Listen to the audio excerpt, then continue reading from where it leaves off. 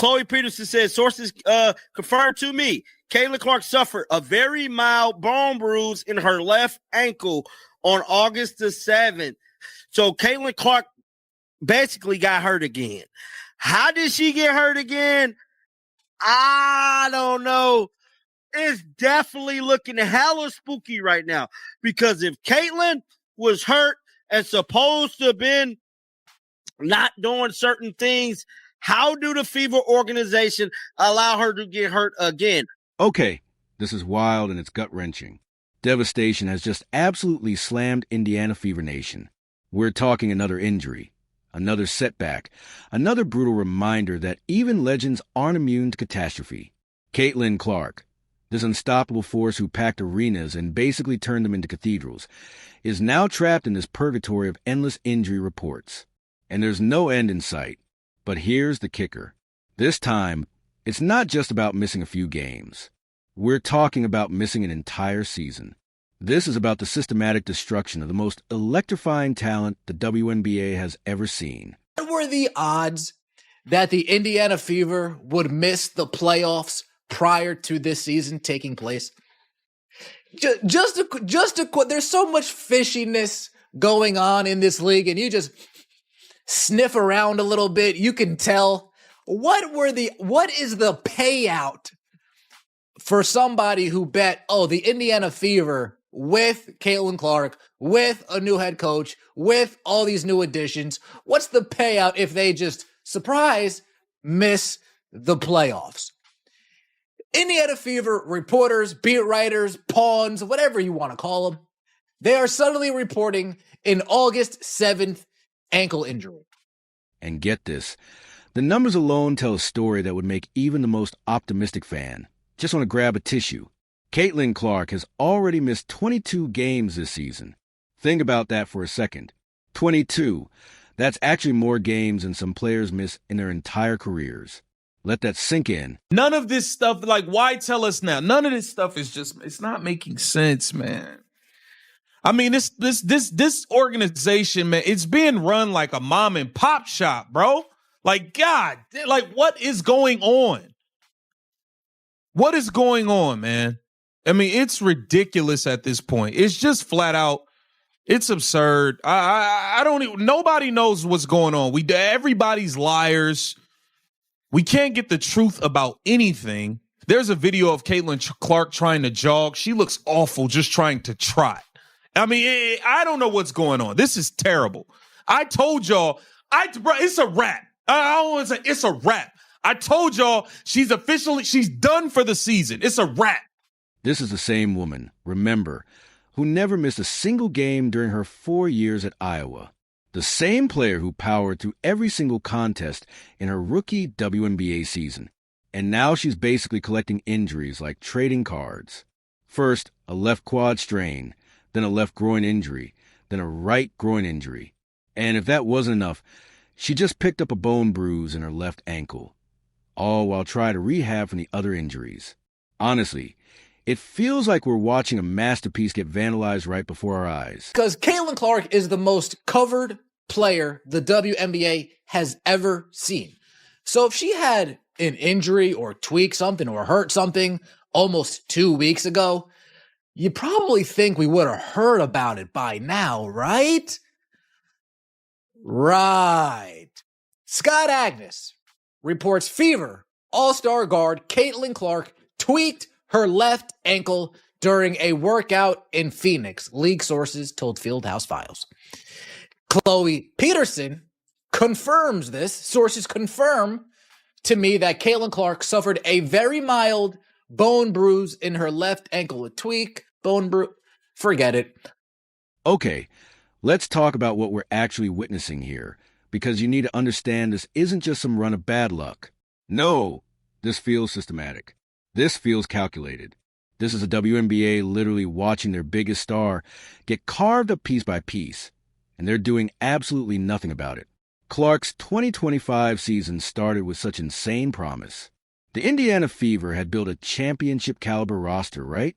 Fans had their calendars marked. Season tickets were bought, Dreams of a title were brewing, but then reality just absolutely crashed the party like that one unwanted relative at Thanksgiving. Caitlin Clark injury situation is officially a mess because not only is there not more clarity, there's more confusion about what her timeline could be.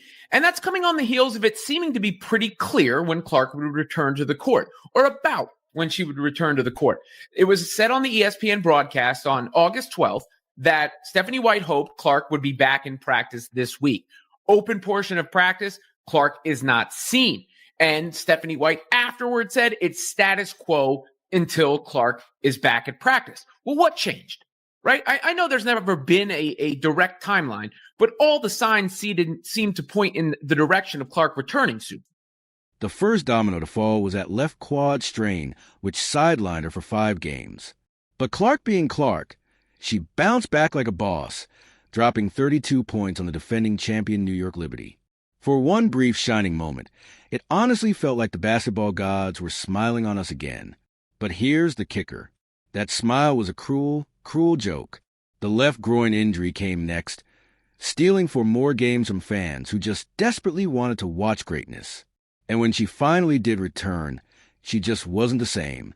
We saw an uncharacteristic 12. 5 points on a dismal 31% shooting over 4 games. The spark was dimmed. The magic was muted. No idea when Caitlin Clark is coming back or if she is coming back at all. Every time that they get asked, they just say TBD. We have no idea what's going on, which is, in my opinion, quite suspicious. You kind of know what is going to happen with an injury. The doctors can give you an estimate. The player can tell you, you know what, I'm not really feeling that great. I don't expect to be coming back, but she has been practicing with the team. Maybe she's going to come back for the playoffs and help them get that championship, or at least try to get the championship. And then truly came the knockout punch. That right groin injury on July 15th against Connecticut. That's kept her off the court for 13 consecutive games and counting. But wait, there's more. Because apparently the basketball gods have a seriously dark sense of humor. While she was literally trying to rehabilitate from her groin injury, Clark tweaked her left ankle during a workout on August 7th. A very mild bone bruise, they said. It won't affect her timeline. They said, but here's the thing about injuries, especially when you're dealing with this many. They don't exist in isolation. They compound. They layer. They create a house of cards that just keeps tumbling down, and we're stuck watching it happen. Yeah, it's crazy. They can't see all of these fouls and flagrants that's happening, especially when it comes to our precious CC, Caitlin Clark. At the end of the day, but they have time to pay attention to your podcast and finding you. You know what I'm saying? Because of you calling them out on their miss. You know what I'm saying? We don't care about them jive turkeys like they would say in the 70s. At the end of the day, keep it to yourself. Even if you did know when Caitlin Clark, a.k.a. my precious and our precious CC, was coming back, which we know she's not coming back. She's out for the rest of the season. She needs to stay out for the rest of the season because of this. Organization in the WNBA is a whole catastrophe. Here's where the story truly gets infuriating, folks. Because this didn't just happen in a vacuum. This wasn't some freak accident or some unavoidable twist of fate. No, this was the inevitable result of a league that actually encourages players to treat Caitlin Clark like a tackling dummy with a basketball uniform. Remember those cheap shots? The eye pokes, the blind side shvees that would knock Clark to ground while officials just stood around their thumbs up their collective rear ends. Marina Mabr's shoving Clark to the floor only upgraded to a flagrant 2 after the game. J.C. Sheldon going for Clark's eyes. Player after player taking their best shot at the league's biggest star, knowing full well that the referees would either just look the other way or slap them with a meaningless technical foul. I can't stand Stephanie White because she keeps covering up and doing lies. And I find her very deceiving, and she lacks integrity. She don't tell the truth. Remember, she covered for Dewana Bonner, saying she had personal reasons and didn't tell the truth about it. And then she lied about Caitlin Clark's injury, where it was a lot severe than it was, but she said day to day and kept stringing a carrot. And then once again, she lied again and didn't say a word about her being hurt, getting her ankle hurt. What's up with this team being like very deceiving and not telling the truth and not like being transparent with the fans. Like people love Kayla Clark. They want to know what's going on. They're worried about her groin injury. Is she getting better? Is she not? You know, we're all thinking, oh, she might be coming back soon. Even Lisa Bluer, Clark's former coach at Iowa, she saw this coming from a mile away. She actually called for real rule changes, for fines that would actually hurt, for ejections when players cross a line. But the WNBA, they were too busy counting all the money Clark was bringing in to actually protect her. They let the physical play escalate. They allowed the targeting. They literally watched their golden goose get beaten down game after game, and they did absolutely nothing. And now they're dealing with the brutal consequences of their own negligence. The player who single-handedly elevated their entire league to new heights is stuck on the sideline, watching her sophomore season just slip away while officials continue to pretend this is all just a coincidence. The cruel irony here is impossible to ignore. Clark, who never missed a game in her entire basketball career until this season, has now missed a staggering 60. The woman who turned every arena into a sold-out spectacle, who made fans pay $67 just to breathe the same air as her greatness, is now reduced to Instagram stories and practice updates that never seem to come. Coach Stephanie White keeps giving the same non-answers until she can get into practice. Until you see her in practice, it's really status quo. Translation, they have absolutely no idea when, or even if she's coming back. The regular season ends on September. The playoffs start on September 14th. With each passing day, that window just slams shut a little bit more. She is an engine, but she suffered 3 lower leg injuries, and now we're talking about Caitlin Clark suffering a minor leg injury as well in practice, which has affected her shot while she was trying to play through her injuries, affected her shooting for her long distance, her jumping, her elevation. We all know what happens when you aren't right as a guard and you have to get lift and you have to score, you have to push off on your legs and your foot. You do not want to risk Caitlin Clark coming back and her suffering serious injury that may prolong her being out for even longer. That's not what you want to do. We've seen it happen to Kevin Durant. When he came back, he had a calf strain. We've seen it happen to... Now, to their credit, the Fever have actually managed to stay afloat without their superstar, going 109 in the games Clark has missed. But let's be real here. They built this team to win a championship, not to just survive without their best player. They're currently sitting in 6th place at 19-16, clinging on to a playoff spot by their fingernails while watching their championship dreams just evaporate with each Clarkless game. And get this, the injuries keep piling up all around her, too. Sydney Carlson, torn ACL. Ari McDonald, broken foot. Sophie Cunningham, torn MCL. It honestly feels like the basketball gods decided to punish the entire franchise for daring to build something special around their transcendent talent. Indiana Fever fans aren't just disappointed. They are absolutely furious, and rightfully so. They invested in season tickets. They planned their entire schedules around games. They truly believed in a championship run. Instead, they're watching their team's medical staff give updates that sound more like hostage negotiations than actual injury reports. The frustration is palpable all over social media. Fans are now calling for the Fever to just shut Clark down for the season rather than risk further injury. Others are demanding investigations into the league's officiating and player safety protocols. Some are even questioning whether the WNBA and the Fever are being transparent about the true severity of Clark's injuries. Sophie Cunningham, Clark's teammate, who's also now done for the season, tried to defend the organization against these conspiracy theories, but her words, honestly, they just ring hollow. When you're dealing with this level of systematic failure, when your star player goes from never missing a game to missing more than half a season, something is fundamentally broken. Storylines in the WNBA dump have been non-existent since Caitlin Clark and Angel Reese have been injured. Now with Sophie Cunningham out for the season, there are literally no stars in the WNBA. It would not surprise me if the Indiana Felines were being pressured by either the WNBA Players Union or the league itself, hell, maybe both, It wouldn't surprise me if the felines were being pressured to get the roof from Waterloo back on the court. But like I've been telling you guys for weeks, Caitlin Clark is not coming back this season. Kevin Durant, when he came back, he had a calf strain. We've seen it happen, so the league now finds itself in an impossible position.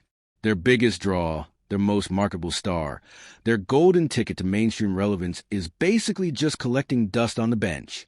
This is the same player who packed arenas to the rafters and sent TV ratings absolutely through the roof. And now she's a giant question mark with no real answers. Meanwhile, the WNBA is actually dealing with other embarrassing situations like sex toys being thrown onto courts, security concerns, and a general sense that the league has just completely lost control of its own narrative. But honestly, nothing compares to the Caitlin Clark situation. This isn't just about one player or one team anymore. This is about the league's fundamental inability to protect its most valuable asset. Commissioner Kathy Engelbert talks about player safety task forces, right? But where was that task force when Clark was getting cheap-shotted game after game after game? Where were the suspensions? Where were the meaningful fines? Where was the actual protection for a player who was literally saving their league from obscurity? You have to act. This is the last thing that I'll say about that podcast interview. As Sophie did mention, she talked about Caitlin Clark briefly and her recovery, and she basically just said, like, it is a day-to-day thing. Caitlin doesn't even know when she will be back. So she didn't really give any more information than that. But I think a lot of fans are speculating, will Caitlin Clark be back? Because Sophie is now out for the season, will the Indiana Fever risk it by bringing Caitlin Clark back? If Sophie is out, do the Fever even have a chance in the playoffs? Why would you bring Caitlin Clark back? Should you bring Caitlin Clark back? Will she be practicing this week? They have a tough stretch of games. Are they going to bring her back against a team like the Minnesota Lynx? We just don't know. And I, like I've said in the past few videos, I don't think Caitlin Clark is coming back. As we sit here in late August with just 9 regular season games remaining, the harsh reality is truly starting to set in. Caitlin Clark might not play another minute this season. That bone bruise in her ankle, while they called it mild, happened while she was still rehabbing her other injuries. Her groin still isn't healed enough for her to even practice. Time is just absolutely running out, and hope is fading fast. WNBA analyst Rachel made the bold prediction that so many fans are thinking, but nobody actually wants to say out loud. I don't think Caitlin Clark is coming back. Those words, they hit like a sledgehammer to the chest of every single fan who's been desperately holding on to hope. The woman who was supposed to be the face of the WNBA's new era, the player who was going to lead Indiana to their first championship in decades, is now just fighting to get back on a practice court. It's heartbreaking. It's infuriating. It's the kind of sports tragedy that genuinely makes you question whether karma even exists. Clip 11. Okay, but here's what nobody wants to admit. All of this was preventable. Every single one of these injuries could have been avoided if the WNBA had actually done its job, if they had protected their stars instead of just letting them get mauled, if they had called fouls instead of looking the other way, if they had prioritized players' safety over letting them play. But they didn't. They let Caitlin Clark become a punching bag for jealous veterans and dirty players who simply couldn't match her talent. They allowed a culture of targeting and cheap shots to just flourish while their biggest star absorbed hit after hit after hit. And now they're dealing with the devastating consequences. And honestly, the saddest part, this isn't just about one season anymore. This is about a career trajectory that has been absolutely derailed by pure league incompetence. Clark was supposed to be entering her prime, building on her historic rookie campaign, leading the charge for women's basketball's mainstream breakthrough. Instead, she's learning what it's like to be fragile, to be vulnerable, to be human. Is that something you and the medical staff just kind of reiterate with her? Just, hey, it's okay, take your time, there's a big picture we got to think about here? Yeah, and I think just the experience throughout the year, trying to come back and come back quickly, has also taught her, that she needs to make sure that she's 100%. And yes, every competitor wants to play. But at the same time, doing it the right way and making sure, after we've had a couple of setbacks, that we're prioritizing her long-term health and wellness is the most important thing. The fans who packed arenas just to watch her warm up are now holding their breath every single time she steps on a court, if she ever does again this season. The media that turned her into a household name is now writing injury updates instead of highlight reels. The WNBA that she single-handedly dragged into the spotlight is now scrambling to figure out what to do without their biggest star. Caitlin Clark didn't just face a new setback with a new injury. She became the victim of a systematic failure by a league that literally forgot the most basic rule of business: protect your investments. And now, as the 2025 season just slips away and championship dreams crumble, we're left wondering if we'll ever see the same explosive, game-changing Caitlin Clark, who took the basketball world by storm. The countdown clock is ticking. The playoffs are rapidly approaching, and the WNBA's golden goose remains stuck in the trainer's room, a casualty of their own gross negligence. It's not just a setback. It's a full-blown catastrophe.